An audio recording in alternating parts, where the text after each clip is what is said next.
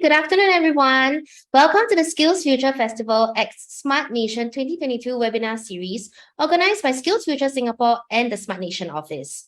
Today's webinar entitled Build Your Own 2D Game, My Digital Life is organized in partnership with National Library Board. I'm Celestine and I'll be your host for this session. Today, we'll find out more about how you can build your very own 2D game using the Unity platform with a live demonstration and hands-on practice, followed by a Q&A to wrap up the session. During the webinar, please feel free to type in your questions using the Q&A function at the bottom of the screen. The speaker will address them accordingly.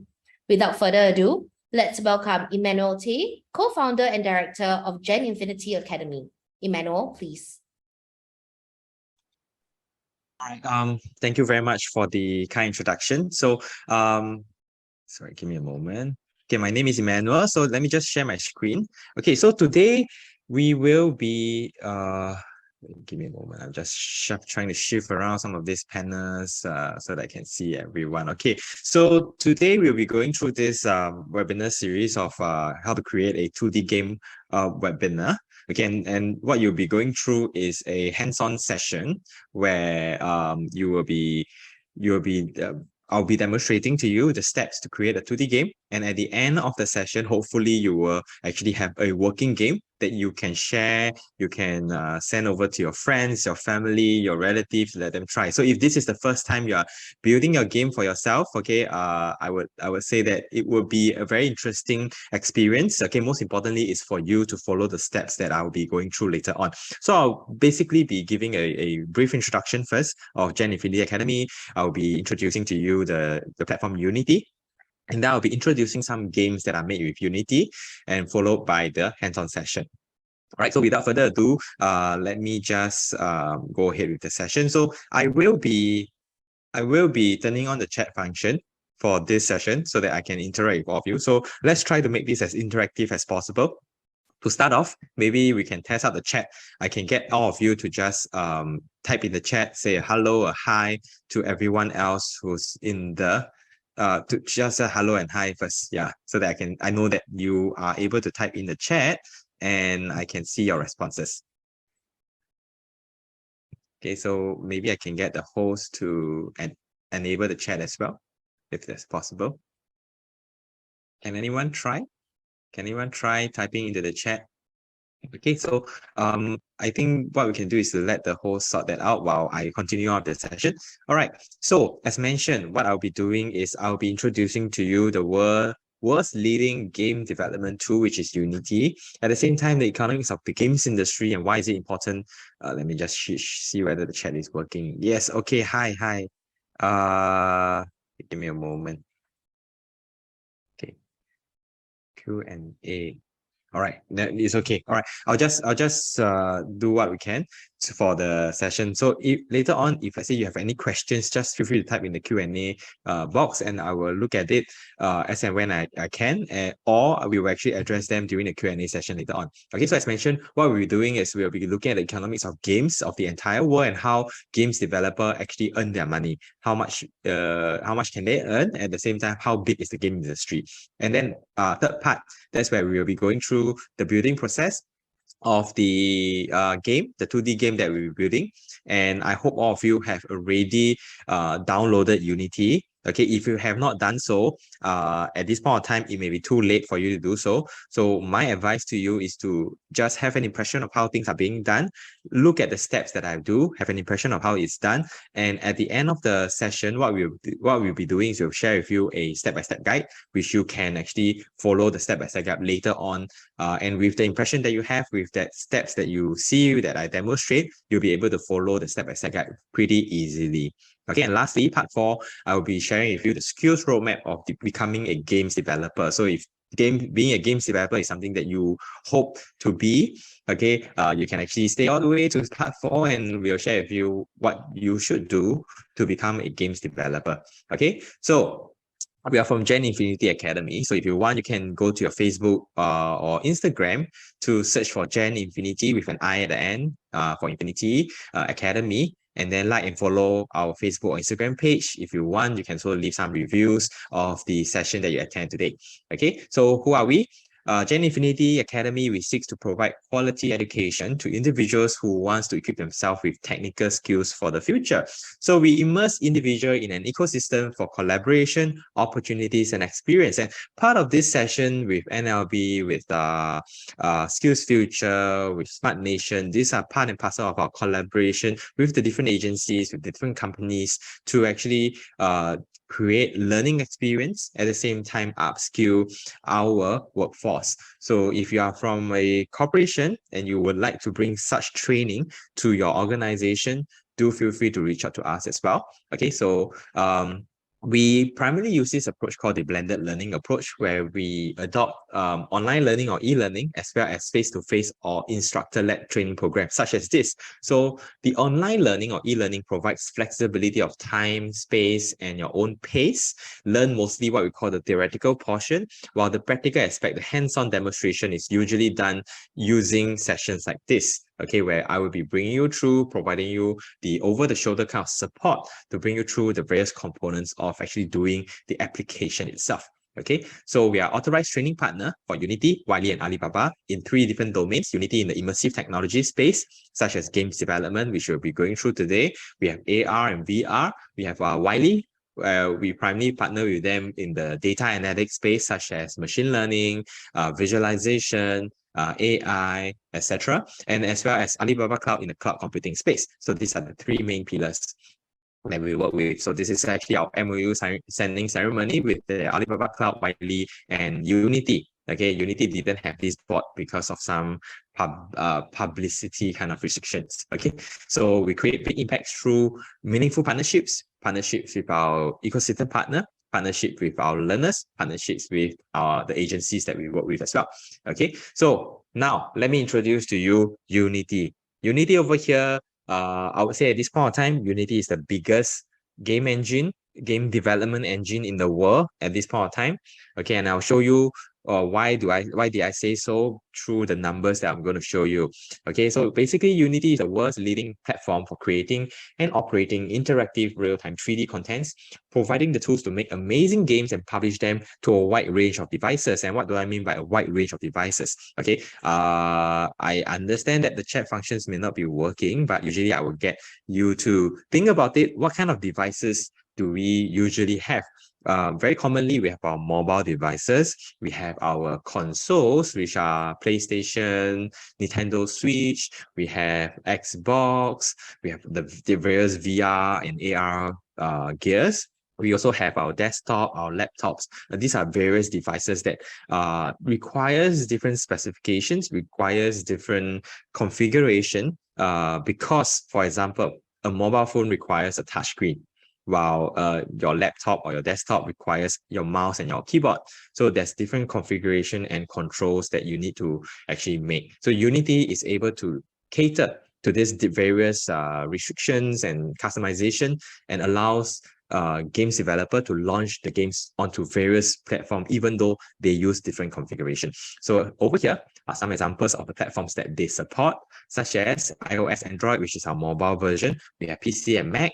We have PlayStation, we have Wii, we have Nintendo, we have AR gear, we have VR gear, and these are the various platforms that Unity supports.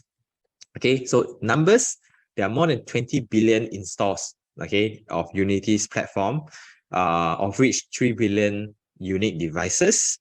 And again, Unity, more than 50, so I have to update this number again. So more than 50% of all new mobile games that are launched in your App Store and Play Store are made using Unity. More than 50% of all top 1,000 mobile games are made using the Unity platform, and more than 60 to 70% of all AR and VR related applications are made using Unity. Okay, that's how much market share Unity has in the games developer space. Okay, so the thing is, if we want to learn a new skill set, we definitely have to learn a skill set that a lot of different studios are actually looking out for. They are highly sought after. And basically, if you look at this, if most of the games are made using Unity, what's the skill sets that are required as a games developer? Definitely learning how to use Unity. That's definitely one of the very important skill set that are required. Okay, so games industry is a fast growing industry. especially over the past few years because of the pandemic, because of COVID. There are a lot of emphasis on games because people interact more within the games space than they interact in their real space. Okay, so the games industry is expected to grow to as large as $500 billion by the year 2023, 2024. Okay, and of which 36% of the revenue flows into Asia and the Pacific, which is where Singapore is at. And if you follow the news very closely, you'll realize that a lot of these games company and media companies, they are all setting up their international headquarters within Singapore itself. And that's where there are a lot of opportunities available for those with the correct skill sets. So that's why I personally feel that every one of us should have some knowledge in immersive technology, and that allows us to open up more doors, open up more opportunities for us to upskill ourselves and for more opportunities for career growth as well. Okay, so distribution of revenue, I especially included this slide over here because most of the time when I speak to anyone regarding the games industry, they will be telling me, hey, wow, games industry, those players in the or participants in the esports industry are earning a lot of money. So the thing is, esports only account for about probably 3 to 4% of the entire revenue that's generated within the games industry. Most of the revenue will be generated in the mobile or the retail game space, where the developers are the one or the studios are the one earning the money. Okay. Okay, give me a moment. Okay, so here are some examples of the games that are created using Unity. We have a few games over here. Firstly, Hearthstone. Hearthstone is a very popular, if you have not heard of it before, it's a very popular card game. It is launched or developed by this very famous game company called Blizzard's Entertainment. They are the company behind Warcraft, Starcraft, and many other type of games that are very, very popular in the past. Okay, so Hearthstone is a very popular game. It has since launched, it has more than 10 million installs, and they have generated more than $700 million in terms of revenue. Okay, another type of genre of game, which is the Hitman Sniper series, is a very commonly seen genre of games. There are very different versions of this, but the original one, okay, has more than 10 million installs, and they have an average revenue of about $50,000 every month. Okay, very simple arcade style game. Crossy Road over here has more than 100 million installs, and they have generated more than $10 million since launch. And lastly, this is Genshin Impact, and I believe many of you have already seen this game before or played with this game before. But if you have not heard of this game, let me just do a very quick introduction. So Genshin Impact was launched in the year 2020. Yes, 2020. The year 2020, somewhere in September. Okay, and within September to December, they rose very quickly and became the top game in the year 2020. By June of 2021, they have already generated more than $1 billion in revenue. And how did they do so? They primarily use Unity as the platform, and they simultaneously or concurrently launch this game onto various multiple platforms, such as your PlayStation, Xbox, you have your mobile and computer or desktop. So this is where they are able to capture the different players or gamers from different platforms at the same time, and that's how they grew that fast. Many other notable games that are made using Unity, such as Mobile Legend, we have Wild Rift from Riot Games. We have Pokemon Go. Pokemon Go is also made using Unity, and the other similar type of games like Wizard Unite and Jurassic World. All these are all made using Unity. Angry Bird, Candy Crush are all made using Unity platform. Okay, so this is how dominant Unity is within the games industry. So today we will not be learning how to make games such as Angry Bird or Pokemon Go. Those requires a lot of time. What we'll be doing, we'll be building a 2D game with the Unity engine, and this is the game that we will be building. It's a very simple arcade style game where the purpose of the game or the objective of the game is for King Kong, which is our main star player today. King Kong over here to move left and right, trying to avoid the knives that are falling from the sky. Okay, so if you look at this game and we break this game down, we have I'll break this down into 4 different components. First component, we have the environment, which is the background that King Kong will be operating in. Okay, then I will have the main player, the main star player of today, which is King Kong. Subsequently, we'll add in the knives, and we need to get the knives to fall from the sky at a random space, at a random pace as well. Okay, and lastly will be to add the timer in so that we know exactly how well are we doing within the game itself. Okay, so this is the game that we'll be building. So for now, in the interest of time, let us move on to the hands-on session. I need every one of you now to launch your Unity Hub. Okay, launch your Unity Hub and just hold it there. I will switch my screen over to show you Unity Hub and bring you through the demonstration process. Okay, so this is how the Unity Hub looks like. Okay, and we have different components here. Let me just do a very, very quick introduction and what Unity Hub is about. Basically, Unity Hub is there to help you consolidate all your projects together. And why is there a need for Unity Hub? The thing is, Unity launch different versions of the editor every year, multiple times. So for example, in 2019 or 2020, there will be maybe 3 or 4 different versions. And every time you use a new version, okay, instead of you installing a new version and having a new icon on your desktop, you have a 2020 version, 2019 version, 2018 version, 2021 version, 2022 version. What they do is they consolidate everything into Unity Hub here, and you can basically manage your installs via this platform over here.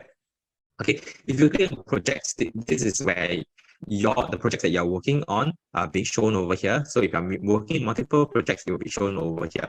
So yours should be empty at this point of time because you have not started any projects. If you want to manage your installs, you can use this. You can click on installs, and from there, search for different versions that you'll be using for your game. My advice to everyone is to not always go for the latest version. The thing is, like I mentioned, they launch these different versions very quickly. So sometimes what they do is they launch and they do the debugging along the way. Okay, so latest version may have bugs and some errors here and there. And they will be fixing this along the way. But the more stable versions are the older versions. Okay, and then next we have learn. We have learn over here, which is where you are able to access to some of these free resources that Unity have provided, okay, for you to learn on your own. Okay, even though it says beginner, right? My take on this is not as beginner friendly as it is. It requires some form of basic knowledge on where are the different tools, where are the different interface, and how would you maneuver in the Unity editor. And those will be covered today during my session. Okay, so after today, if you are interested in any of these other projects over here, you can basically click on any of these projects and learn on your own. And sooner or later, you'll be able to build your game. If not, okay, you can look at instructor-led kind of training that are provided by many other training providers out there. Okay, lastly, we have community, where you have the blog, Unity blog, where you can read on what articles some of the other developers have written. We have answers. If you have questions, you can post it in this area over here, and other Unity developers in the Unity community will actually help answer some of these questions. We have forums, we have Unity Play. Unity Play is where if you happen to create your own game, you can actually develop it into what we call a WebGL. WebGL means these are web games. You can host this or can post this onto a website, a web page, a blog post that you have. Okay, in this case, you can post it into Unity Play. Let other players try your game and then get their feedback. Okay, so this is where you can use Unity Play, and Unity Pulse is to provide feedback directly to Unity. Like you want to report a bug, you want to send them some useful resources or things to improve. These are where you can use this. All right, so now let us move on to the main part of what we're going to do today, which is for us to create the game. All right, so first thing first. Okay, let me just shift some of this thing around. Okay, first thing first, what I need all of you to do is to go to your main projects page in your Unity Hub.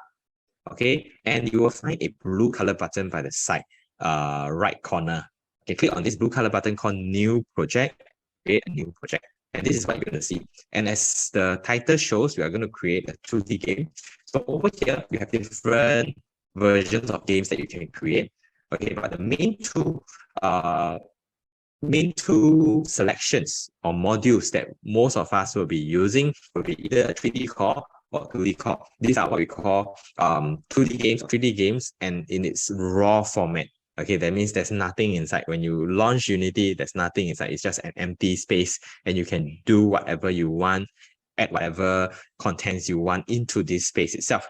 All right, so for now, let us select 2D core because we're building a 2D game. Select 2D core, and under project name, give your project a funky name. Okay, whatever name you want to give your project, we know we are dealing with King Kong, we know we're dealing with knife. Do something creative because this is your game. This is where you have all the say to how you want to name the game, what you want to do with it. All right. So now let us maybe give it a funky name, maybe King Kong versus knife. Okay, King Kong versus knife. Then after that, click on create project. Okay, so once you click on create project, your Unity will start to launch and you will start to load up Unity. Okay, in the interest of time, what I've done beforehand is I have already loaded Unity, which looks something like this. Okay, and while you are waiting for your Unity editor to load up, let me explain to you how the Unity interface or editor is and where should we find certain components, where should we click onto later on. Okay, so same thing, everything I like to split into 4 different parts here. So the first part in this Unity editor, which is the most obvious portion in the middle, this is what we call the scene view. Scene view is basically where you add your assets into and how you shift them around within your games. Okay, if this is a 3D game that we are building, this will be a 3D environment where you can zoom in, zoom out, go left, go right, up, down, you can do whatever you want within this 3D environment. But today, because we are building a 2D game, as you can see, it's just a flat platform over here. This is our scene view. Next, on the left side over here, this is what we call the hierarchy window. Okay, hierarchy window basically is a list of the game's object that you have added into your game. Okay, and it will be in words format over here. So how would this hierarchy window help you? For example, if you have populated your game and you have a particular game object that you want to select, but you cannot find in your game, okay, in your scene over here, you can simply go to the hierarchy window and search for that object over here, or just click on the object to select it. Okay, so notice now I do not have anything because we are using the very raw 2D core. There's nothing except a main camera. So notice now that when I click onto the main camera in the hierarchy window, click on it, the inspector window, which is on the right side, actually pops out. So what is the function of an inspector window here? It is for you to edit the properties of the items that you have selected. So if you have selected the main camera in the hierarchy window, the inspector window of this main camera will actually show over here, and you can actually increase the size, change the position, you can add new components, you can do a lot of different things and customize it in the inspector window. Okay, so inspector window on the right, hierarchy window on the left, the scene view in the middle, and at the bottom, this is what we call the projects window. Okay, so how would I explain the project window? Projects window is basically like your folder, your C drive or your D drive. Okay, when you build a game, you need to be very organized with the assets that you have. You may have different folders representing different types of assets, like a folder for your environment, a folder for your characters, a folder for your enemies, a folder for your different special powers or projectiles, things like that. So you can have different folders, and this is where you organize your assets accordingly so that you can find them easily within your projects window. Okay, so do a quick recap. We have the scene view in the middle. This is where primarily you operate and you shift the different game subjects around. And then you have your hierarchy window on the left, which is for you to find and select the items that are within your game itself. And then on the right side is the inspector window where you edit the objects that you have selected. And lastly, at the bottom is our projects window where we organize our different files in the same space over here. Once again, if you have not installed Unity, you are starting to install now, it may be too late. It takes a while to install Unity and Unity Hub. Okay. My best advice to you is to follow and just have an impression of how things are being done. Later on, when we send you the step-by-step guide, that's where you will be able to follow it easily. Okay, for the rest of you who are following the session, okay, I'll try my best to keep the pace as steady as possible. Yeah, so I'm trying to wonder whether the chat function has been enabled. Okay, just type a hi in the chat. If you can, just try again, type in the chat, whether you can say a hi, anything like that. Okay, if not, I'll just minimize the chat box over here and I will continue on the session. Okay, first step that we're going to do, right? As you can see, this white space over here with a camera logo is like this white frame over here, right? It's basically our camera frame. Okay, whatever is within the white space will be shown in your game. Okay, this is what this is representing. So earlier, when you go through my slide, right? Remember the game that I show you is a vertical game. It's more like a game that you can probably hold on your mobile phone vertically. Okay, and you can just play with one hand, for example. Okay, so what we're going to do first is to change the resolution of this camera frame. So first thing first, you have a few tabs over here called scenes and games. Okay, click on games. Okay, and the next thing that we're going to do is to click on the drop-down box at the bottom and subsequently scroll your mouse down and to the plus button at the bottom. It's called Add. Okay, click on that, type under labels as 2D game. Okay, sorry, 2D game. And then change the width and height to 480 by 800. Okay, 480 by 800. So this is the resolution that we will be using later on. Okay, once that is done, just click on OK. And this is basically what you're going to see. Okay, 480 by 800 resolution. This is what we're going to see. So this is how our game will look like. So when I click back onto my scene tab over here, as you can see, it is now vertical rather than a horizontal space. Okay, do note that if you click onto the games tab over here, it shows you exactly how it will look like in your game, but you always have to click back onto scene to do any edit. If you stay in the games tab, you will not be able to edit anything. But if you go back to the scene tab, that's where you will be able to edit it. Okay, and just a quick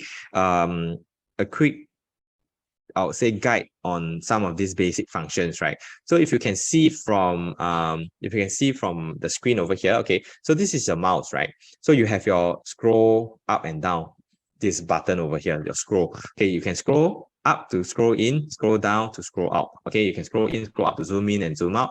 Okay, so if you want this to be exactly in the middle, what you can do is to hold on to your alternate key on your keyboard. Okay, and you can see now it's a cursor. When I hold on to my alternate key, it becomes a hand. Then I can simply use my left click function, click on it, and drag this around. Okay, if I want to shift left, shift right, it depends on what you want to do. So if you want to put this directly in the middle, zoom in a little bit, just put it there. Okay, this is what you can do. Use your alternate key to change this to a hand so that you can shift this around. All right. So with that out of the way, we have basically set up the camera frame, the camera resolution. The next thing I'm going to teach you is how to import the assets into your Unity Studio. How do you import assets? How do you import the characters that you have designed or the characters that someone else have designed into Unity? Okay, basically what you can do is, I believe all of you would have also downloaded the Unity 2D game workshop zip folder. So if you have not unzipped the folder, what you need to do is just simply select the folder, 2D_workshop_game, right click, okay, and select this option called extract all. Once you extract all, this is what you're going to see, an unzipped version of the files or the folder. Double click to it, double click again, go into assets. Okay, this is where we can find the assets that we'll be using. Double click into it. And over here, I have 4 different folders: prefab, scenes, scripts, and sprites. What I'm going to do, we're going to use basically scripts and sprites. So the step to follow now is to left click on script first. Okay, then just let me click on Q&A. Where to get the folder to download the files? Okay, you would have that link to download the files when you register for the webinar session. Okay, so you will be able to find the resources all in the registration. Okay, so next, what you're going to do, you can select scripts first. Okay, on your keyboard, hold on to your control key, hold your control button. Select sprites now. So this is how you select 2 different folders together. And I'm going to teach you a very powerful yet very simple technique called drag and drop. You'll be using a lot of drag and drop in this Unity editor. Okay, so this Unity editor is basically what we call a visual editor. Visual editor means all you need to do is to know how to drag and drop certain components, what are the different items or components we need to add, where to add them, where to find them. And basically you can just drag, drop all these things, then you can create a game already. Okay, so later on when I show you the steps, you'll be able to understand better what I mean by a visual editor. Okay, first thing first, select script and sprites, okay? And then left click, drag and drop your folders into your projects window. Okay, so I repeat again, select already, left click, drag and drop into your projects window, let it go. Okay, and you can see now it is importing scripts and sprites. Okay, with that, I can minimize this folder. Okay, sorry, this window, and let it reload, give it a while. Okay, so as you can see, I have my scripts here, which I have access to. Okay, I can go back to my main asset page. I can double click into sprites. I have other folders such as background, obstacles, and players. Okay, so this is where we should be at this point of time. Okay, so this is where we should be at this point of time. Okay, so now, first thing first, as I mentioned, the games have 4 different components or the 4 different steps here. First step is to get the environment of the game, which is the environment where King Kong will be in. Next step will be to add King Kong in and to learn how to control or add the controls in for King Kong and how to animate King Kong. Meaning when King Kong is walking, King Kong, instead of floating on the surface, King Kong will be walking, okay, using all the walking movement. Next, third component will be the knives. How do we spawn the knives from the sky? How do we add the knives in? And then the 4th component, which is the timer that we'll be adding in to collate high scores, etc. Okay, so now step 1, let us look at background. So go back, if let's say you are in the first page here and your project window, right? Just double click into sprites and double click into background now. And this is where you have 2 different game objects for you to use. We have background and ground. Background is basically the background that King Kong will be operating in, and ground will be the ground that King Kong will be standing on. Okay, so first thing first, let us add background into our scene. And how do we add a game object into our scene? Very simple step, drag and drop. Let me show you and you can follow through later on. Okay, select background, which is this background over here. Left click, drag and drop it into your scene just like this. Okay, remember, anything within the white color space will be shown in your game. So what do I mean by this? Let me show it to you. When I click on the Games tab, as you can see, only this small portion has the background. Why is that so? Because only this small portion is within the white color frame. So you can, basically when you add anything into the scene, right, you can just drag and drop it anywhere. Because what I like to do, right, is I always have this very first step that I always do when I drag and drop any object or any assets into the scene. What I'll do is I'll straight away go to the inspector window, and under transform, under this component transform, click on the 3 dots at the side, which is the setting button, and reset. This will basically reset the object into neutral position, which is the middle of the screen, just like this. So when I click on the Games tab now, as you can see, I have a full background now.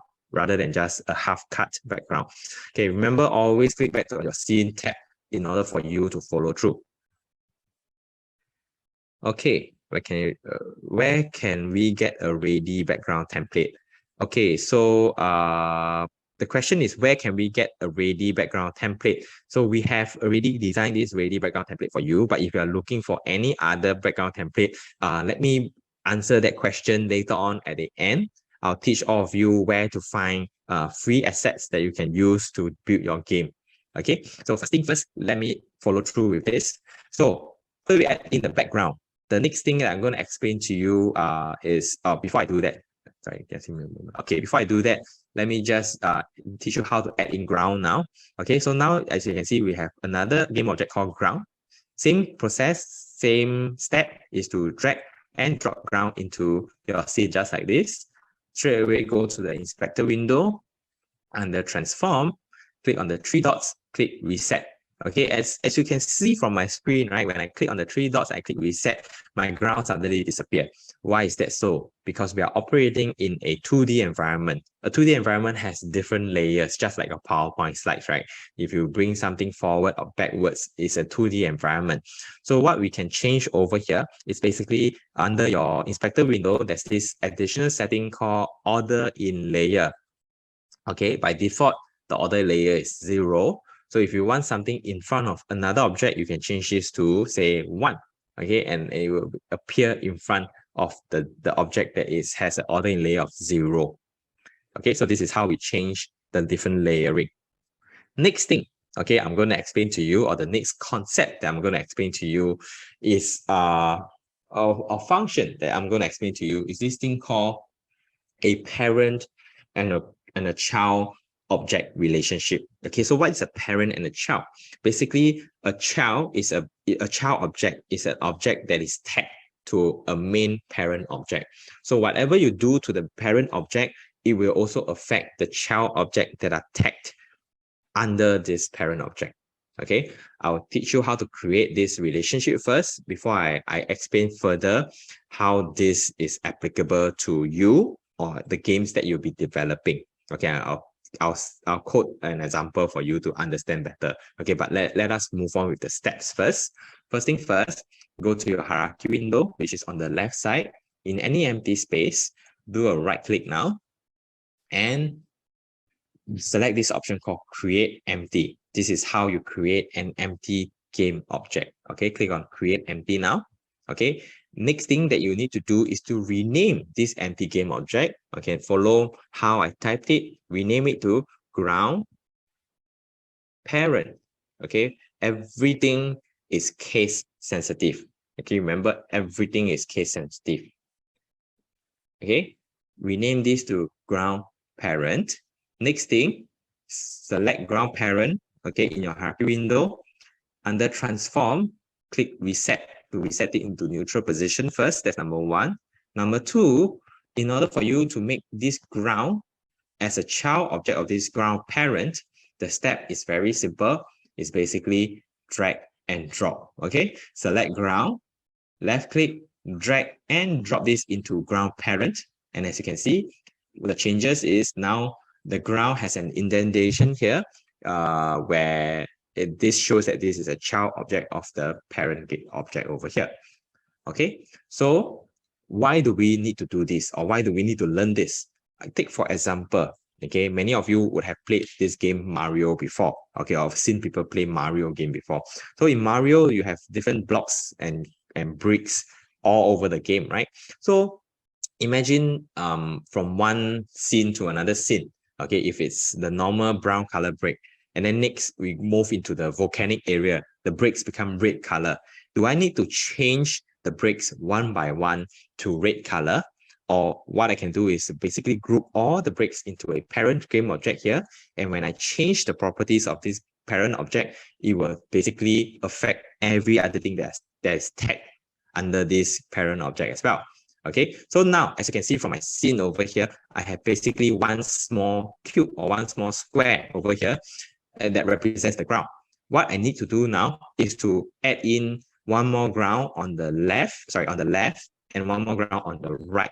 Okay, so instead of me dragging and dropping the ground one by one, what I can basically do is to go to my hierarchy window, select the original ground that we have added, do a right click and simply select duplicate, and right click again, duplicate one more time. So now I have three different ground one, ground two. But as you can see from my scene, once again, you cannot see them. Why? It's because it's a 2D environment. They're just behind each other. All right. So next thing we're going to do is to shift one ground to the left and shift one ground to the right. And how do we do that? Select ground one. Okay, select ground one. On your keyboard, find the alphabet W. Okay, and tap on the W key.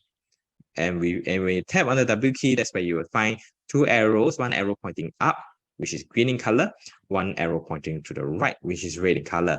Basically, you can use this arrow to help you shift your ground left and right. Okay, if you want the snapping tool, what do you mean by snapping tool?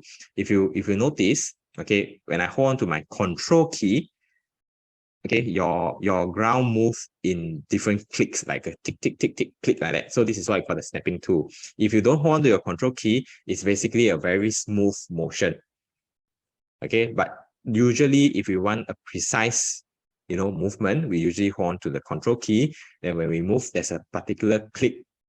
Okay, and with a particular click, it's easier for you to match the different two objects together. Okay, so basically what we need to do is to use the red color key. As you can see, now I'm using normal one. If I will use control key, use the red color arrow. Okay, click this. Okay, move it to the left as best as you can, not have any gaps in between these two sides. Next, select ground 2, do the same, but move it to the right this time. Okay, so use your snapping tool if you want. Okay, and if you want, shift it as precise as possible, no gap on the left and the right, just like this. Okay, so this is how your scene should look like now. So let me show you what do I mean by parent and child. So if I were to select ground and I'll shift ground down, basically it's just the middle cube shifting downwards. But now if I select ground parent and I shift, basically what I can do is to shift these three blocks together at the same time. So what I need all of you to do now is to basically use our ground parent and shift the entire platform down to the bottom of the scene. Okay, again, this is your game. However you want it to be, just shift it. Let's say, for example, you only want to see green color, then you can shift it down a little bit, and in your game, it will look like this. If you want to see a little bit of green, a little bit of brown, just like this, then in your game, it will look like this. If you want to see a lot of brown, you can basically just shift this up here, and in the game, it will look like this. Okay, again, it's your game. Customize it accordingly, but the main skeleton still must be there. Okay, for me, I like to have a little bit of green and brown. I'll just leave it as it is. And what I'm going to teach you now is, now, whatever you have added into Unity, for example, this background, this ground over here, right? To Unity, right, they will not be able to know this is a physical object or just an image.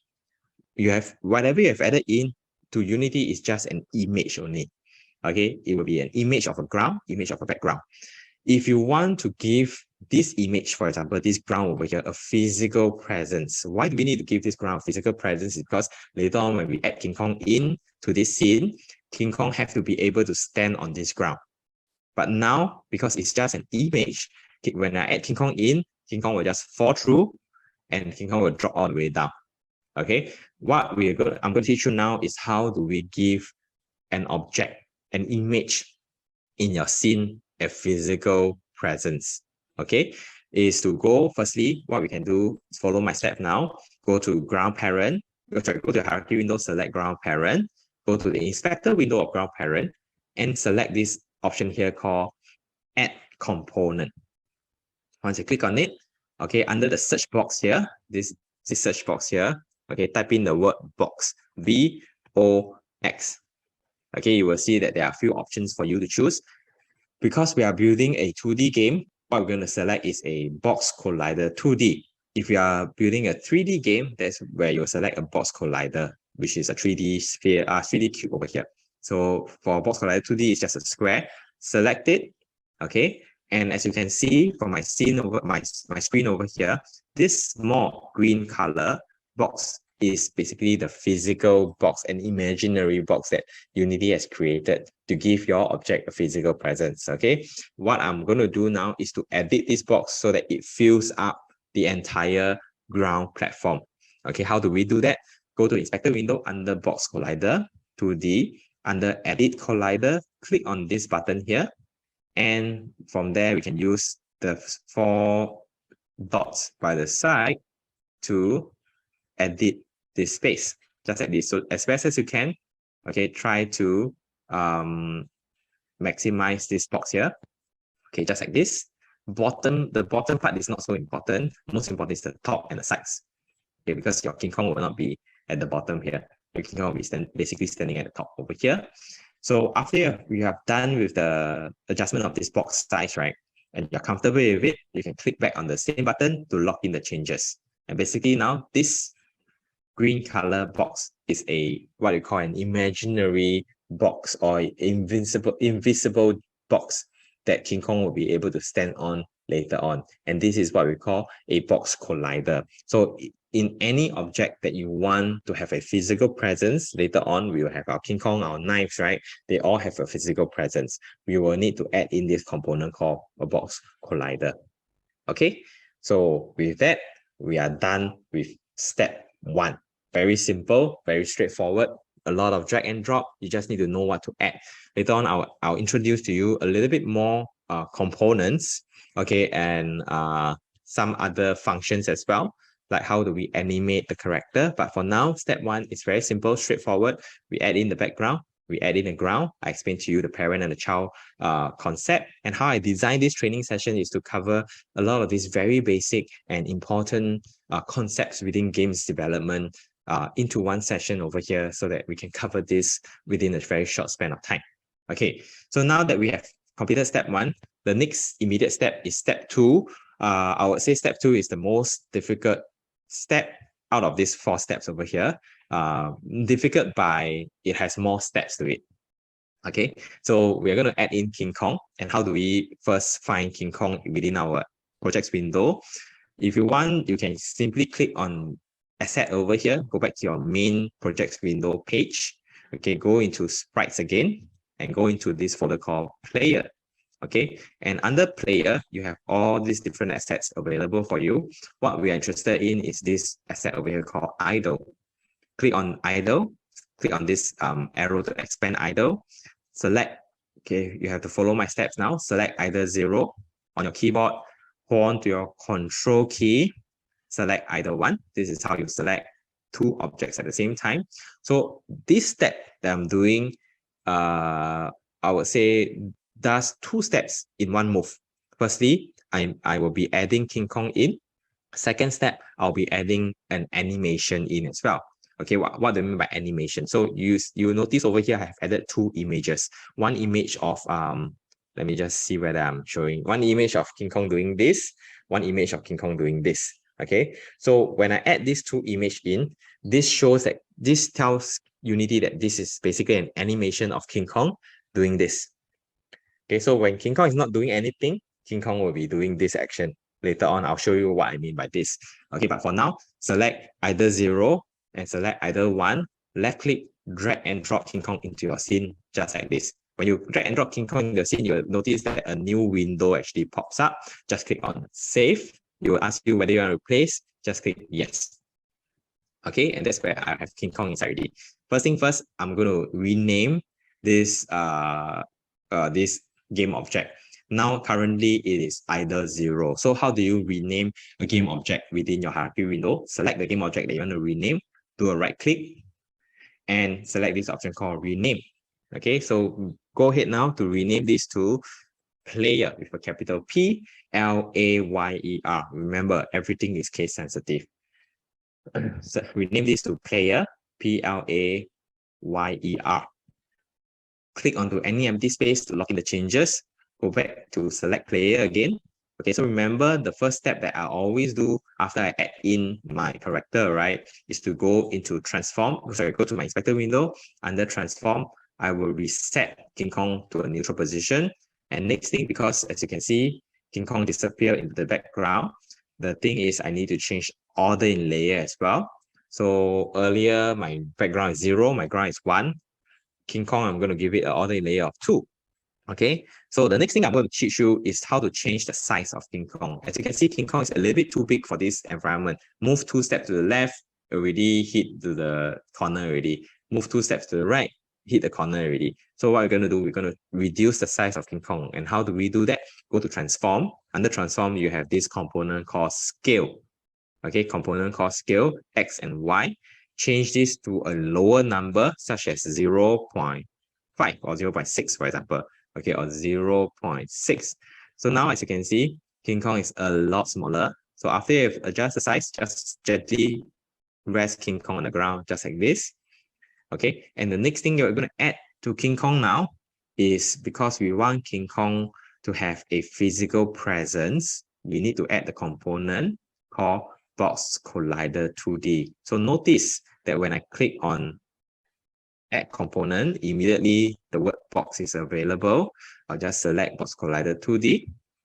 Okay, and next thing, what I want to do, okay, is to adjust this green color box. This is basically what we call a hitbox of the character. So if you do play games, you realize that some of the shooter games that you play, you'll be wondering, hey, how come this character has such a hitbox, such a big or small or weird hitbox? So this green color box over here is basically what I define as hitbox. Later on, okay, when the knife fall from the sky, and if the knife hit onto any part of this box, it will trigger a reset or the loss of the game. Okay, so this is what I call the hitbox. So if the knife drop and hit onto King Kong arm over here, nothing will happen because it didn't hit onto this box. Okay, so once we are comfortable with the hitbox that we have over here, the next component that I'm going to sorry, I just saw something in Q&A. What if I wanted a more precise hitbox instead of a square? That's a very, very good question. So we have, okay, so sometimes we have different colliders. We have a box collider, we have a circle, we have, and then many different shapes. Let's say if you want precisely the shape of a head, correct? Then you can basically add the different shapes as close as possible. Okay, there's also other more fluid colliders, but those are not something that I'll be covering over here today. Okay, more or less the very simple games, the arcade style games that you see out there, they use very simple techniques. They use very simple tools like all these box collider, square, circle, or triangle, any other shape of collider that they have. All right. So now, because I want okay, so besides the box collider that we have, right, there's another component that is also widely used, especially when the character or the object in the game is a moving object. Okay, a moving object that moves. And object that moves, right, will always be subjected to the law of physics, like your drag, your gravity, and things like that. So in the past, right, in order for you to put in all these various components to your game, you need to code it out. So as mentioned, Unity is a visual editor. Just let me click on this. Why is it layer 2 and not 1? Be it the same. Okay, Andrew, is up to you. You can put it as 1 or 2, but for me, I like to put it as 2. The reason is because even if King Kong is resting on the ground itself, King Kong will be in front of the ground. If let's say there's a chance that King Kong is in the same layer or a layer behind the ground, the legs will be cut off in this case. Okay, the legs will be cut off. Okay, so back to where I left off earlier. So the law of physics, is very important. So instead of you having to code it out, Unity has made it so easy that you just have to put in different components and all the things will be done for you. So the next component that we're going to add in is what we call a rigid body. So go to your inspector window, make sure you have selected player. Okay, go to your inspector window, scroll down, select add component again. Under the search box, right, type in the word rigid, R-I-G-I-D, and select rigid body 2D. Once you select it, as you can see, rigid body 2D contains things like mass, linear drag, gravity, etc. Okay, so these are the various physics that is added to your character already. So if I were to pull King Kong up into the sky over here, okay, when I pull King Kong up to the sky over here, later on, King Kong will just drop down onto the ground because of the law of gravity over here. Okay, let me just look at Q&A. Okay, so it will just drop down on the ground because of the law of gravity. Okay, so any moving objects that you want to add in your game, you have to add in the box collider as well as a rigid body. Okay, so now that we have added in the various components, let me just hide this.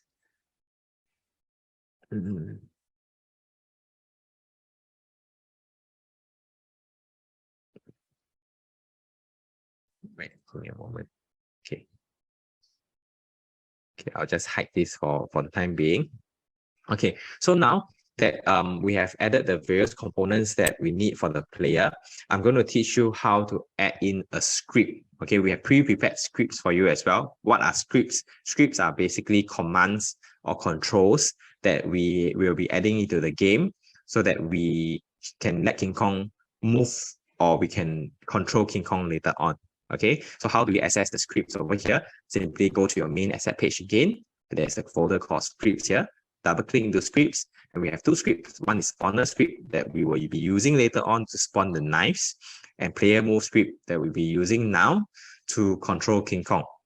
How do you add this script into your King Kong? Simple step again, drag and drop. Okay, what you need to do is to select your player move script, drag and drop player move into your player, drop it in. Okay, as you can see, there's nothing happened, right? But if you click on player now, you scroll down, besides box collider and rigid body, now I have a player move script. Okay, and a new button that I'm going to teach or introduce to all of you is this play button over here. So what is this play button? It basically allows you to try your game as you build it. Okay, so if I click on play now, notice my screen. Okay, I have King Kong doing this action as mentioned earlier. This is an animation that I added in. If I use the left and right arrow on my keyboard, right, I can basically control King Kong left and right. How exciting is that, right? But the thing is, King Kong is moonwalking across or sliding across the ground, which is something that we will be fixing in the next step over here through the animation. We're going to give King Kong a proper working animation later on. But most importantly, now at this point of time is that I know I can control King Kong left and right using the script that I have. Okay, to exit this, just click on play again. You will go back automatically to your scene view, just like this. Okay, so now, after you've added the script, I need you to go back to your main asset page again, double click into sprites, double click into player, and leave it as over here because we will be adding this walking animation later on. And I'm going to teach you how to add walking animation. There are basically two things that we're going to do now. Firstly, as you can see, King Kong is moving in a hyper mode. We're going to reduce the speed of King Kong doing this. That's number one. Number two is we're going to allow King Kong to walk normally like a normal gorilla when we move King Kong left and right. And that's basically what we're going to do now at this point in time. Okay. Let me just see whether there's any questions. No questions. Okay, so now, in order to add in animation to your character, firstly, follow my steps now, is to click on the main player, the player object in your hierarchy window. Then go up, there's a Windows at the top. Shit. Let me just close this off. Okay, there's a Windows at the top here. Click on it, scroll down. Okay, under animation, select animation. Okay, I repeat the step again. In your hierarchy window, select player. Go up to Windows. Under animation, select animation. Click on it, and you will find a new window actually pops up over here. Okay, next thing that I need all of you to do is, if you can't see this portion called samples, okay, and 12, this number, what you can do is to go to the right-hand corner, 3 dots, and check on this option called show sample rates. When you click on this, you will see samples over here and the number 12. I need you to change this number 12 to 6. And I'll explain to you what this step actually does. First thing first, this line over here and this line over here, these 2 dots over here and these 2 dots over here. These 2 dots represents this action, which is this dot here, and this dot over here represents this action. So the distance between this and this determines how fast King Kong is moving. So now that it is 12, when I switch this down to 6, for example, okay, as you can see, it is a lot further away. So it takes longer for King Kong to do this to this, okay, which will reduce the speed of the entire animation, just like this. Okay, so once that is done, next thing I'm going to do, I'm going to add in a new animation.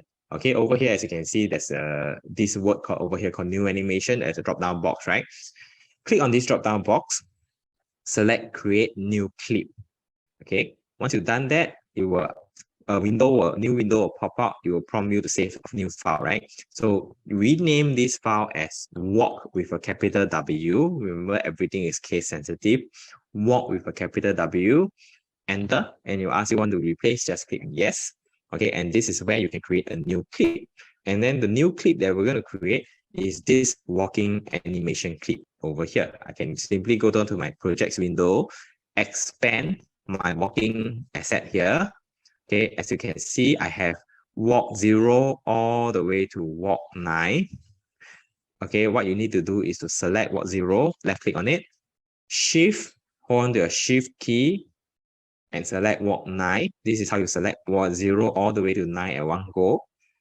Next thing is to left click, drag and drop into your animation window over here to drop this animation in. Okay, once again, this 0, 1, 2, 3, 4, 5, 6, 7, 8, 9. And if I want to slow down the motion, I can simply go to samples, reduce this from 60 to 30, which means that King Kong will be walking in a more steady pace. Okay, once this is done, I'm done with adding in a new animation. I'll click on the cross button. Okay, this step, you don't have to follow what I'm doing.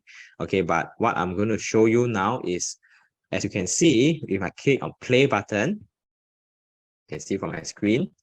Okay, give it a while. Now King Kong is moving a lot slower. It's no longer in hyper mode. But if I were to click left and right, King Kong is still shifting or sliding across the ground. Why is that so? Okay, I'm going to explain this to you now. The step that we have just done earlier is basically adding a new animation. Okay, adding in a new animation.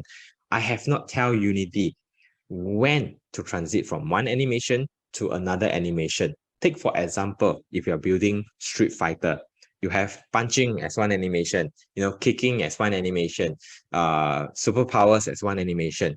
How do you tell Unity? Okay, if you press the button A, you will punch. You press the button B, you will kick. You press A and B together, you'll do special power.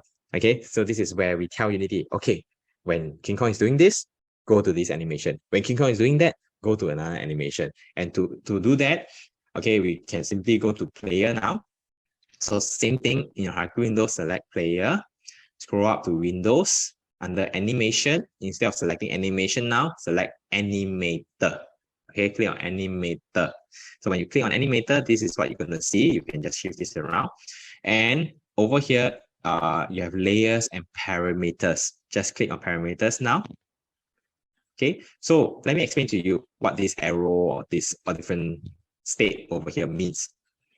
It means entry, means whenever I enter a game, Unity will follow this arrow and go immediately to new animation, which is King Kong doing this. Okay, now I'm going to draw an arrow from new animation to walking animation and tell Unity when to transit to this animation. Okay, how do I draw an arrow? Simply select new animation first, left click on it. So you select left click on it, do a right click now, select make transition, and you have an arrow. So you can point it all the way to walk, click onto walk to lock in, and next select walk again, do a right click, select make transition, and then shift this arrow up to new animation, click on new animation one more time, so that I have one arrow pointing down, one arrow pointing up. So I tell Unity when to transit from this animation to walking, and vice versa, from walking back to idling animation. Okay, so once that is done, in your parameters over here, you will see a plus button by the side here. Just click on plus button and select this option called Boolean. Okay, Boolean, and under Boolean, new Boolean here, change this to walk with a capital W. Okay, so what this actually does is when I create a new parameter here, when I select the arrow that is pointing downwards, okay, the condition over here. So what I mean by condition is to tell Unity that, okay, under this condition, the animation will move from new animation to walking animation. And what is this condition? You may ask. If you see now at this point of time, condition is list is empty. If I click on plus button here, the first condition I have over here, or the only condition I have over here, walk and true, means when King Kong is walking, when it's true, when it's walking, it will move to walking animation. And I select the other one, I click on plus again. So firstly is walk and true. I change walk and true to walk and false. Basically, what it means is if King Kong is not walking, King Kong will go back to new animation. Okay, as simple as that. So the condition to move from one animation to another animation is basically whether King Kong is walking or not walking. Okay, so notice that once I've done this, when I go back to my scene and I were to click on play button again, give it about to load. Just to let all of you know, I'm using a very simple business laptop. I'm not using a gaming laptop or a gaming desktop. So even if you're using a very standard basic business laptop, you still can operate Unity. So firstly, as you can see, King Kong is moving a lot slower now. Next, as you can see, when I move left and right, King Kong has a walking animation already. It's no longer sliding across the ground. Okay, King Kong is just walking normally like a normal monkey now.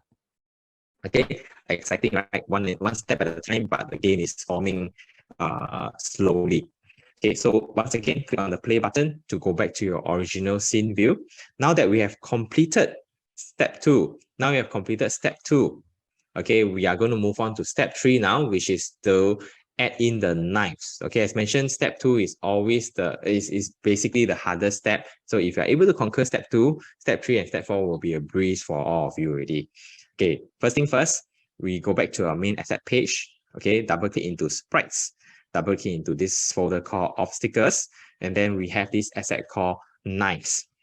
Okay, so once we look at this knife here, how do we add this object into our game? Simply drag and drop into our scene just like this. Same thing, what I like to do, go to transform, click on the 3 dots over here, reset.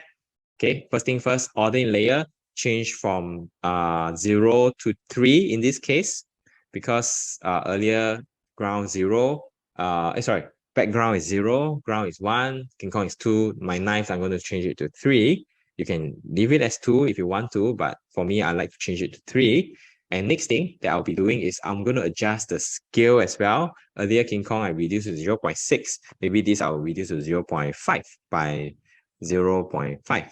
Okay. And next thing I'm going to do, I'm going to rotate the knife downwards. Okay. Rotate the knife pointing down. And under this Z-axis, put a number 90. And this is how we rotate the knife downwards. Okay. So you can just leave it anywhere within your scene, just like this. Next thing, because the knife is a physical object, we need to add component. Type in the word box. Okay, select box collider 2D. If you want to do any edit over here, okay, you can just edit accordingly. If not, if you're comfortable with the size of it, just leave it as it is. One extra step that you need to do for your knife is you find this button over here, or this option over here called each trigger. Just click on each trigger, and I'll explain what is each trigger in a while. Okay, but just for now, just click on it first. Next, add in the next component, which is rigid body, because it is a moving object. It will be subjected to gravity. So if I don't add rigid body, the knife will just spawn in the sky, and it will just stay in the sky because there's no gravity.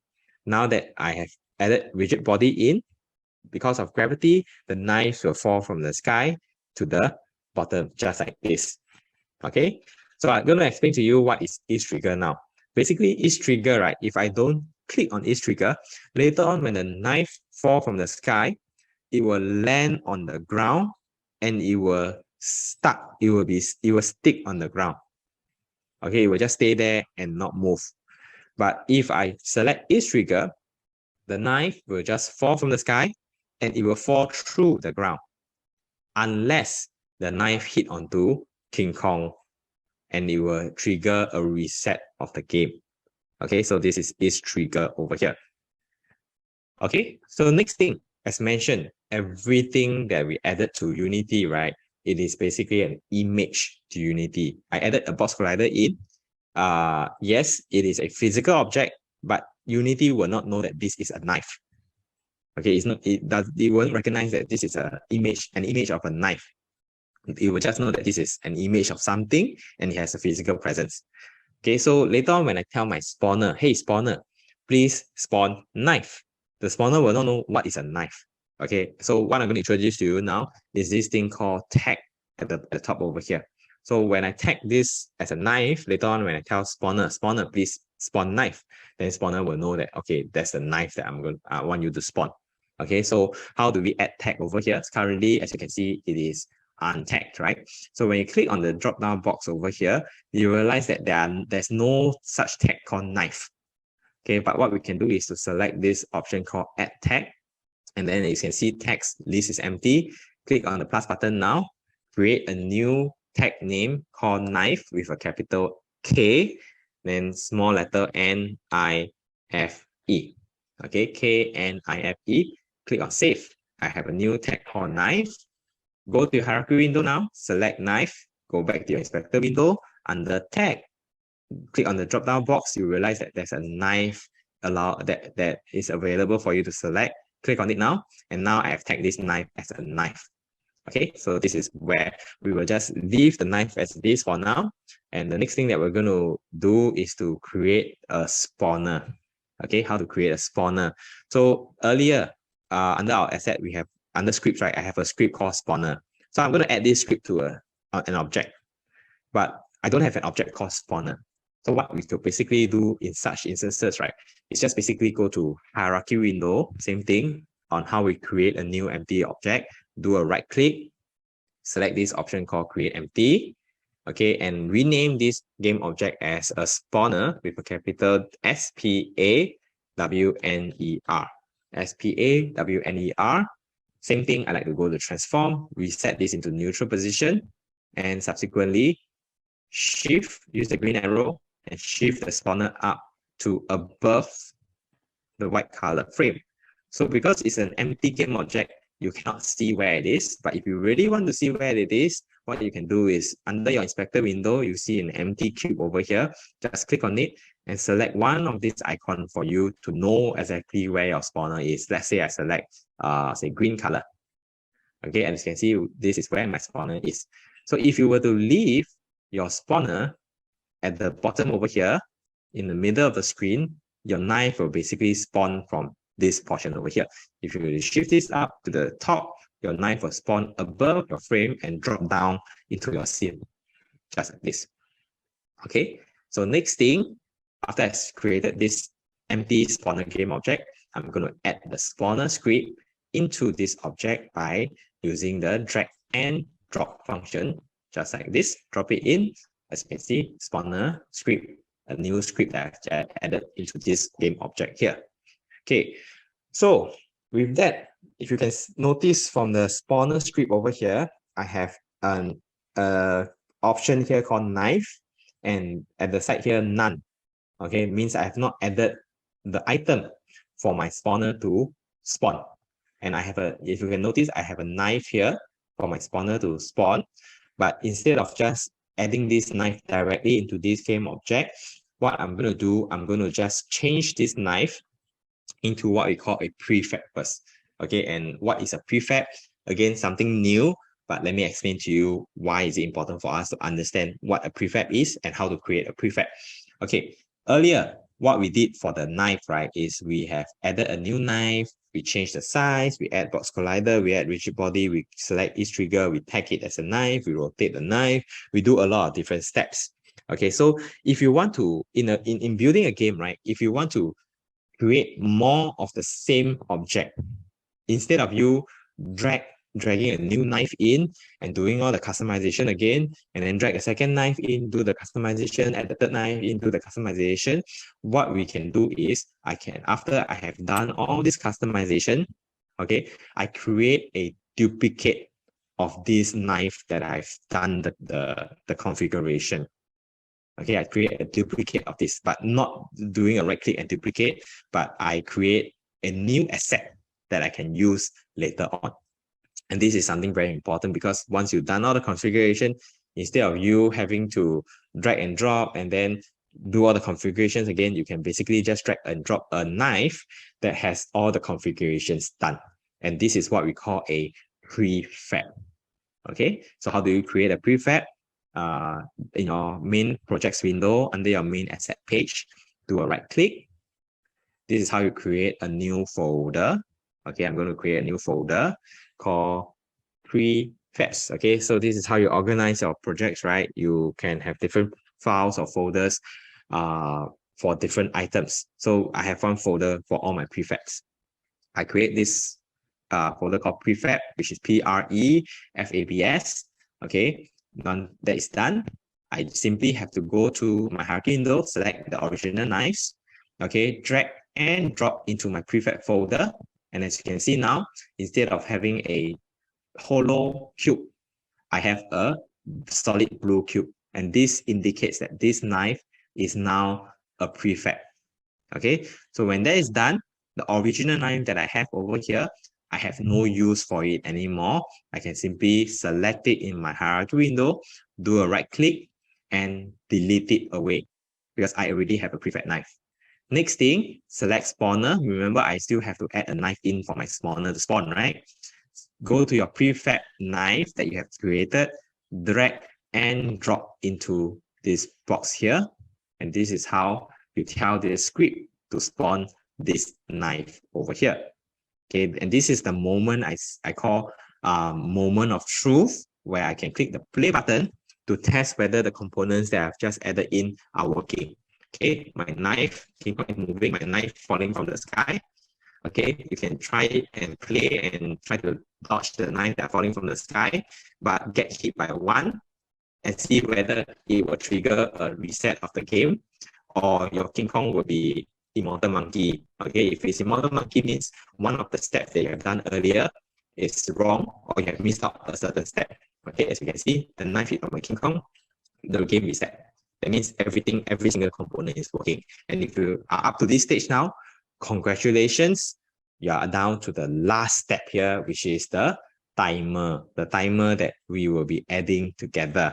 Okay, so I have the various components. Again, it's a very exciting process, because seeing whatever you're doing and building now, slowly but surely, having all the various components working together. And the last component that we have now is basically what we call the timer or the user interface of the game. So how do you add a timer in? Go to your hierarchy window. Let me just see Q&A. I see something. Knife and ground have collided component. Why it won't start on the ground and pass through both colliders? Yes, very interesting. So Lawrence, this question over here is because, remember earlier my knife, right? I have selected this is trigger. I have ticked this box. Okay, so in my script earlier that I have for my King Kong, right? I basically say that it will only trigger a reset of the game when the knife hit onto the player, which is King Kong over here. But if it hits onto any other thing like the ground, it will just pass through accordingly. Okay, so I have to click on this is trigger button. So if I have to uncheck this, okay, you don't have to follow. Okay, if I uncheck this, okay, and I were to drag this new knife, okay, with the is trigger not checked, I drag this in, and if I were to click on to play now, okay, if I click on the play now, okay, as you can see, the knife will just stick onto the ground, and I can just push it. I can just push it. Then next thing, my King Kong will be Immortal Monkey. Then everything will crash. So this is why we need to check. So this is a disaster. So when I click on play again, okay, make sure that I click on is trigger. Okay, I go back to my spawner. and drag the knife in. Okay, so this knife now has its trigger checked. Okay, so how to include, say, a bomb after 20 knives drop? Okay, very interesting question. I'll answer this later on. But a rough idea of it is it's all in the script. It's all in the spawner script over here. So you can put the spawner script. It's all in the spawner script over here. So as you can see, this is how the script looks like. I tell the script to spawn a knife, okay, and the time is between 2.7f to minus 2.7f to 2.7f, and then random range between x, max x and minimum x and maximum x range. Okay, but we could basically write in a script to say, okay, after to randomly generate a bomb, for example, okay, accordingly. Okay, then next thing is to okay, the last component. So I'm being mindful of time now. The last component that we're going to add in now is the timer that we are going to add in later on. Okay, so how do we add in timer? Simply go to hierarchy window now. Okay, do a right click onto any empty space within the hierarchy window. Okay, go down, and all these text, start button, pause button, your different buttons and words that you see on your game, right? These are what we call UI, or user interface. Okay, so under UI, I can simply add in like a drop-down box or slider or button or raw image. But what I'm going to do now is to add in this text. So when we select text now, you'll see that there are 3 new components here: canvas, text, and event systems. We're not going to do anything with event systems. Firstly, what we're going to do is going to edit the canvas first. So canvas is just like your game, sorry, not game, but your drawing canvas or your art canvas, right? Whatever you paint on the canvas, it will show within. So canvas is where you want this text to be. So at this current juncture, if I click on canvas, you will notice that there's a very big square over here, which is the current canvas. What I'm going to do now is to wrap my canvas around my camera frame so that whatever is shown will only be shown within this frame itself. Okay, so now how do we do that? Firstly, we can go to canvas under render mode, change from screen space overlay to screen space camera. So once you change to screen space camera, under render camera, you say currently none. And notice I have a main camera here, right? So what I simply need to do is to drag and drop my main camera into my render camera over here. And next thing is to, as you can see now, instead of having this big box, I have the canvas wrapped around my camera frame. Sorry, the canvas wrapped around my camera frame here. And under order in layer, I'm going to change this to 4 because I have my background as 0, my ground as 1, my King Kong as 2, my knife as 3, then my text will be 4, will be in front of everything else. Okay, once that is done, go to the next item here called text. And that's where we'll edit the text box now. First thing first, change the anchor point, which is or the anchor preset as top center, because we're going to put the text over here, somewhere at the top center over here. Next thing, change the width and the height of the text box to 200 by 80. Okay, this is how big my text box should be. And then the main text over here, type in the word timer, T with a capital TIMER, space, and then the 2 dots, and then space, the number 0. Okay, this is what we're going to do. And subsequently, what you can do is to change and customize this according to how you want it to be. It can be any font. You can change it to bold, change the size, say to 36, alignment, change it to center, just like this. And then you can also change the color of the text. As you can see, color currently is black in color. You can click on this. Then we have the outer color wheel to change the different colors that you want. And then the inner square to change the gradient of the color that you want. So for example, if I want white color, okay, I'll just switch this all the way to the top left-hand corner and my word will be white in color. If you're comfortable with it, just click on close button. Next thing is you can simply shift your timer up over here at the top. Okay, and your timer is at the top already. So You don't have to follow this step now, but what I'm going to do, I'm going to show you, okay, what's happening now. When I click on play, I added timer in already. I click on play, but the knife is falling, my King Kong is moving, but the timer is not ticking, the timer is not increasing. Okay, why is that so? The reason is because I have not tell Unity when to start this timer. Okay, when to activate this timer. So notice, right, earlier when I added in my player move script under my player. So go ahead to go and select, go ahead to select player under your hierarchy window. And then when you scroll down in the inspector window, right, you'll notice that timer underscore text, and currently none, no text is added. But now that I have a new text here, I can simply drag and drop this. Oops, sorry. I can once again scroll down. I can simply drag and drop this text into this box here, drop it just like this, and notice this is what I call the moment of truth. I click on play. I want to see whether all the components are working. Give it a while to load. I want to see whether all the components are working. My King Kong is moving. My timer is counting upwards. My knife is falling from the sky. I get hit by one knife. The timer reset to 0 and I reset the game. Okay, so this is how part and parcel of the game is being added in to form a complete game. There are basically many other components that are not added into the game, such as audio, different stages, different configuration, how do you advance, a high scoreboard, and stuff like that. But for today's purpose, in a very good short 1 hour to 1.5 hour span, what I've shown you is we are capable of building a very basic game just from a Unity editor, which is very simple to operate.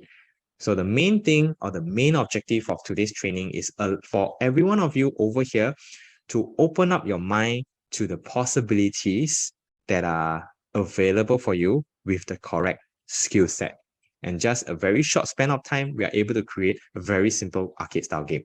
Okay, so the next question is, if you want your friends or your family member to try this game out, do you need them to download Unity and then try it in the editor? The answer is no, you don't have to. The last step that we're going to do now is to build the game. Okay, so how do we build the game? Go to Files now. Okay, at the top right-hand corner, Files, select Build Setting. We're going to do some last-minute configuration. Okay, so as you can see, you can build different games for different platforms, such as PlayStation 5, Android, iOS, Xbox, WebGL. But for this game that we are building now is for a PC game. So we go the controls that I've added in the scripts are basically your left and right arrow. Okay, so select player setting now, do some last minute configuration. So if you're building for a company, you can change your company name there. For example, Gen Infiniti, if in case you forget who we are, Gen Infiniti Academy. Okay, the product name is Learning with King Kong. Okay, then version 1.0. Next thing, under at the bottom here, under resolution and presentation, right? Scroll down, full screen mode, change it to window. Okay, and width and height. I usually add in any number. Just put 600 by say 1,200. 1,200 for example. Okay, but most importantly is I click on this button called resizable window. So even if the resolution that I selected is wrong, I can still resize the window later on. Once that is done, close it off. And basically what you need to do is to click on build. Okay, and then select a folder that you want to save the file in, and just click select folder. And now your game is slowly building. Okay, if you're wondering, will it take very long? The answer for this game is no, because it's a relatively small game. It has limited controls. It has limited features. So it will not take very long to build the game. Probably around less than a minute.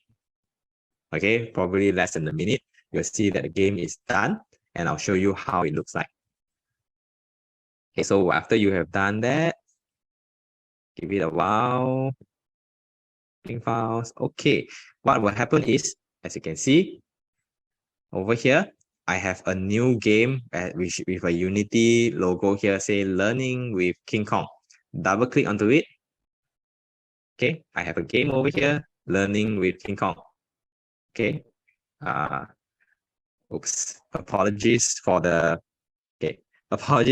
thing because I'm using share screen, so some of the things may be cut off at the top. Let me just change this. Okay, now you see if I can resize this window. Okay, resize this window to smaller. I bring it up a little bit. Okay, so you see I can play with the game. Okay, I play with the game, and then you see the knives falling from the sky. Okay, when I get hit, timer reset. Okay, if I want to close it off, I'll just close it off. Okay, so for those of you who have successfully completed your game, okay, I congratulate you. Okay, what we're going to do now, okay, let me just look at the Q&A. Do we have time to explore how to build a game in iOS and Android? Not for today. And I'll explain to you why I've not incorporated iOS or Android within the game itself, or the teaching in this teaching session, because for iOS and Android, it gets a little bit complicated because when I conduct the class, some of you may be using iOS, some of you may be using Android.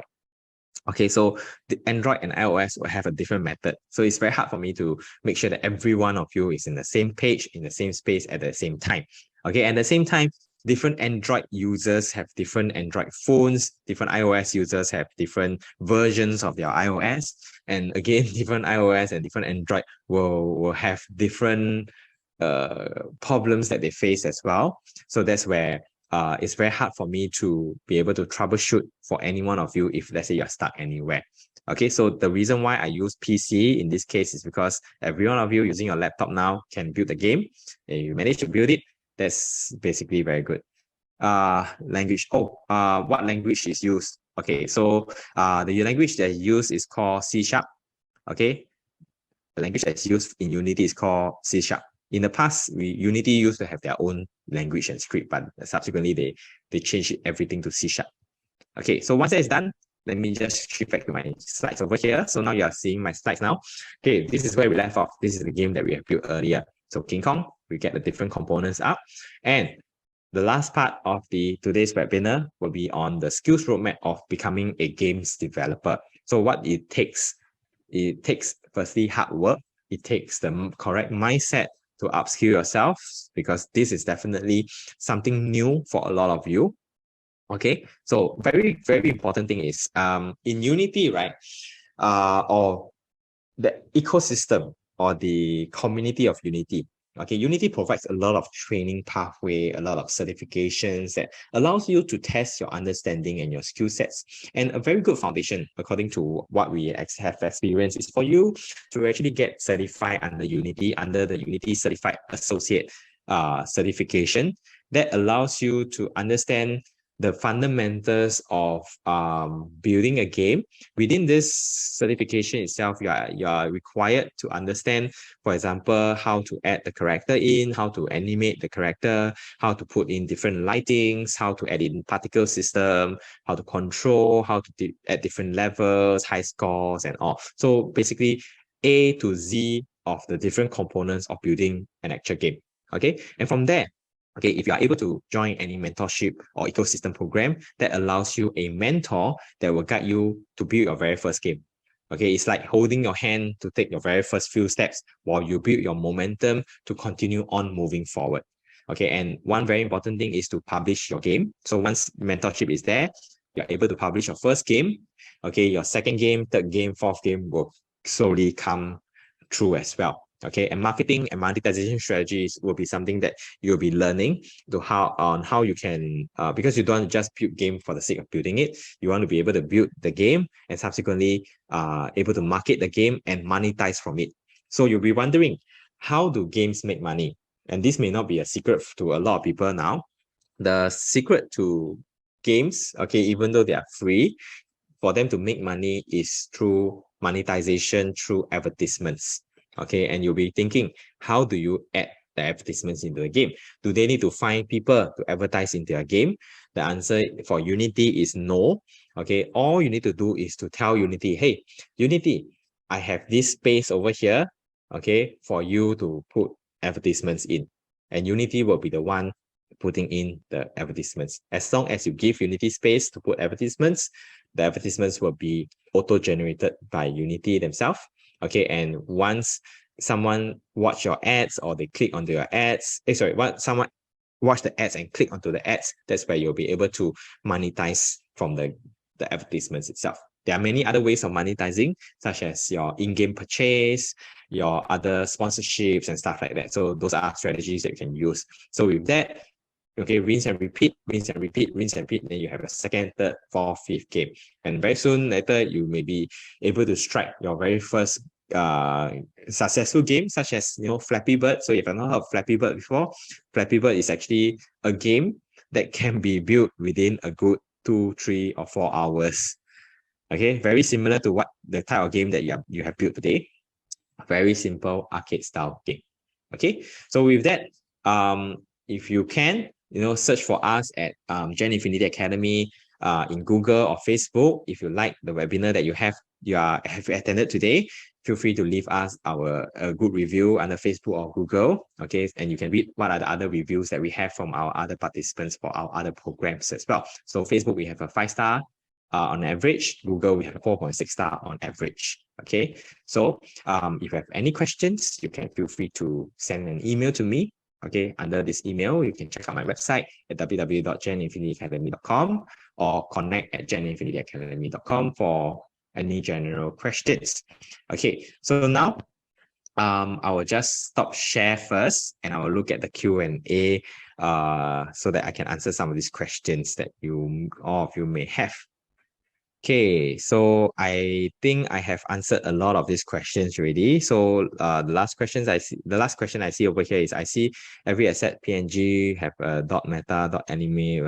Okay, along with it, is it those pre-animated? If I drag and drop into Unity a PNG asset without those, won't it move or animated? Okay, very interesting question, Lawrence.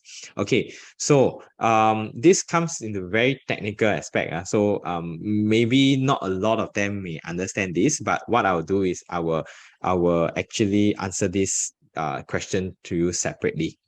Okay, I'll answer this question separately. But basically, as mentioned earlier, something that is that we do in one step earlier was to add 2 images at the same goal, and that actually helps animate the entire I would say animate the character as well.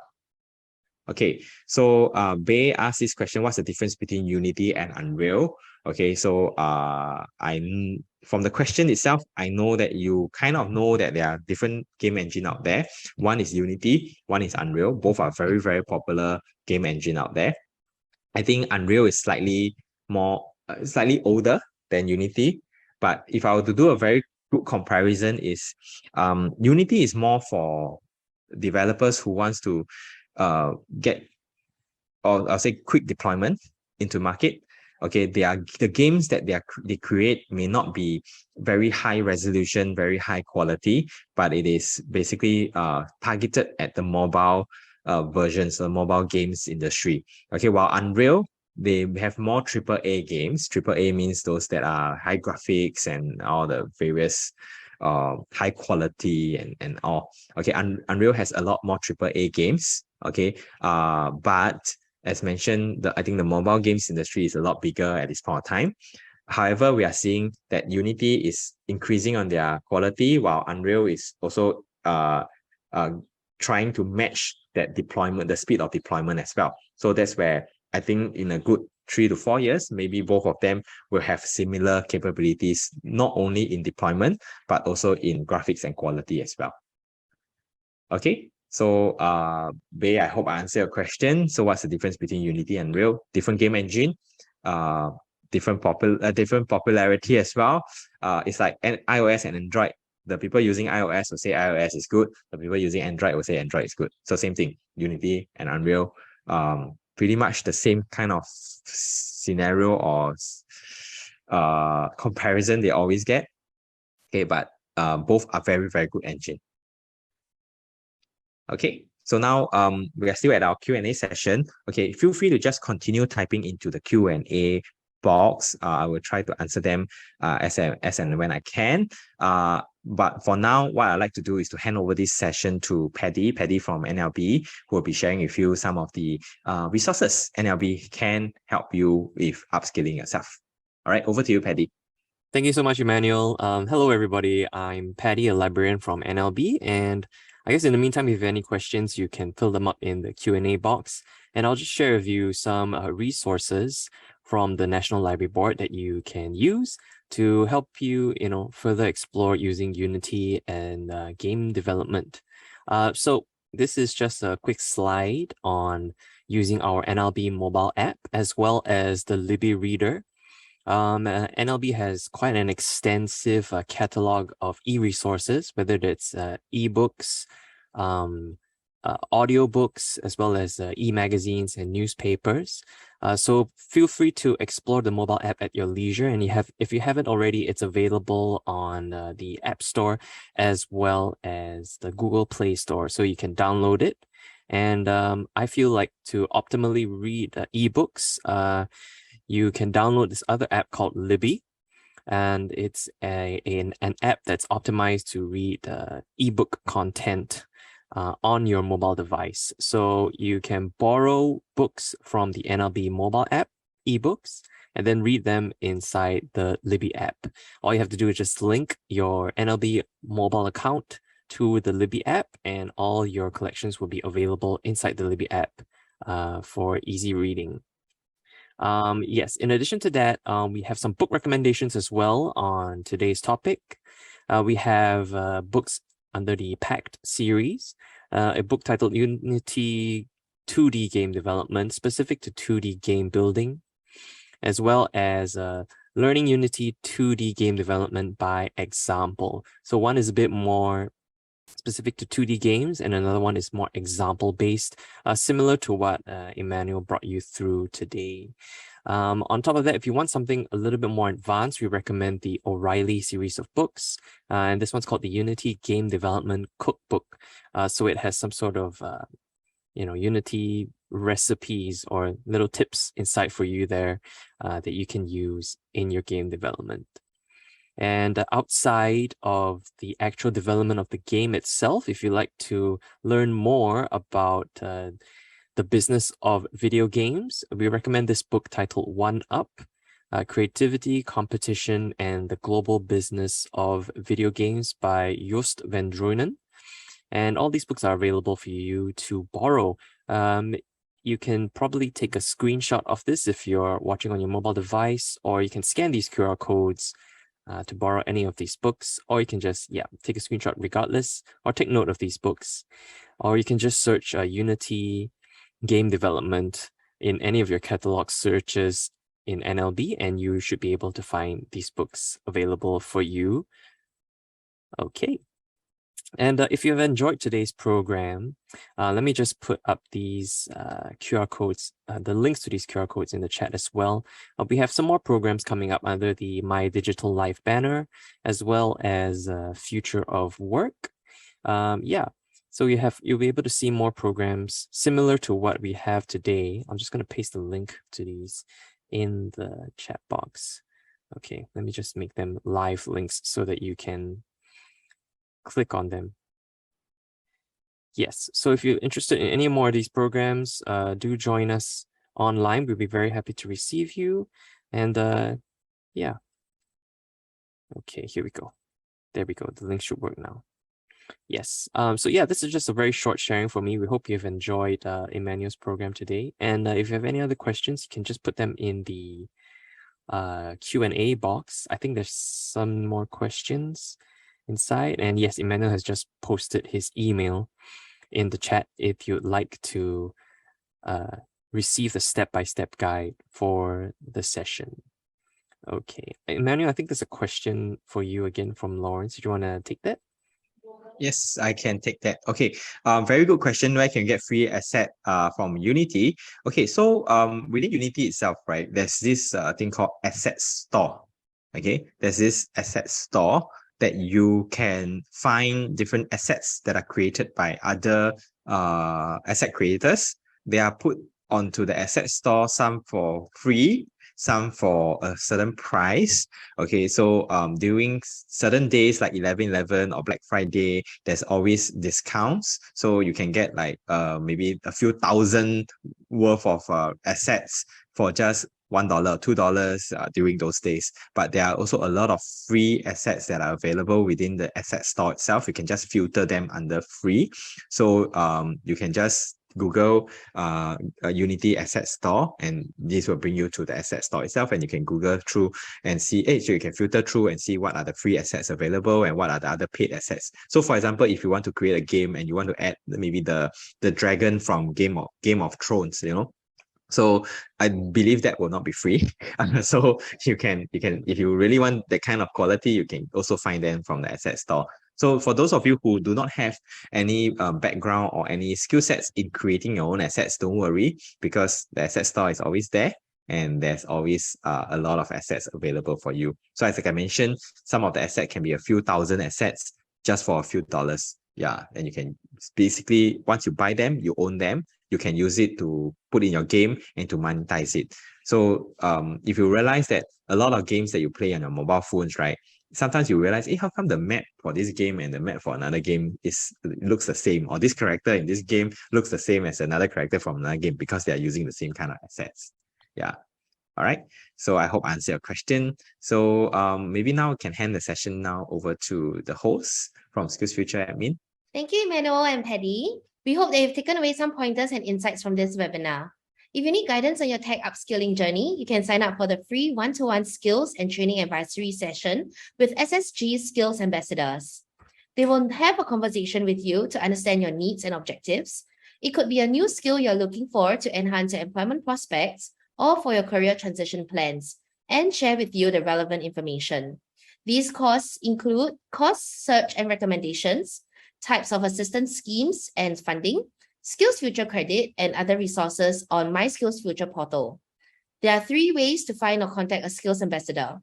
Visit us at any of the locations indicated on the map. Please do take note of the operating days and time. They will provide you with suitable course recommendations based on your career goals. Simply scan the QR code or click on the link in the chat to register, and they will reach out to you within 3 to 4 working days. We have now come to the end of our session. We appreciate if you could take a minute to fill in the feedback form by scanning the QR code. Once again, thank you for taking your time to join us in our webinar. Do check out the upcoming webinars on our SkillsFuture Festival website. Goodbye.